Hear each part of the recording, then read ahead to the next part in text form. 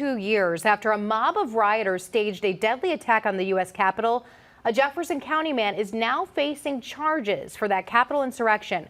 Across the country, more than 950 people have been charged so far. New court documents reveal Eric Hauer, seen in these images, helped rioters climb up a banister. News 4 investigator Susan Corey digs into the court documents. Federal investigators say these pictures show Eric Hauer with a long beard and wearing a red hoodie both outside and inside the Capitol on January 6, 2021.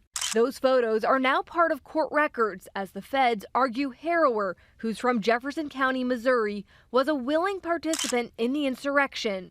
Federal investigators say they found Hauer because he traveled to Washington, D.C. with Joshua Dressel, who's from Festus. Earlier this year, Dressel pled guilty to being in the Capitol.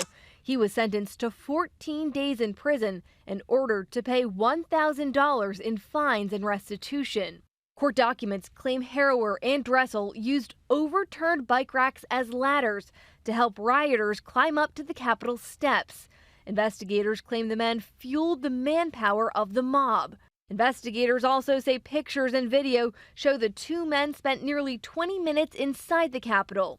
Hauer is the latest of several people from Missouri charged in connection to the attack. Nicholas Remler from Valley Park sentenced to 36 months probation. James Buxton of St. Charles got 18 months probation and 40 hours community service. Then there's Emily Hernandez, her uncle William Mary, and friend Paul Westover, all three charged for unlawfully being in the Capitol. Mary and Westover were each sentenced to 45 days in jail. Hernandez served 30 days.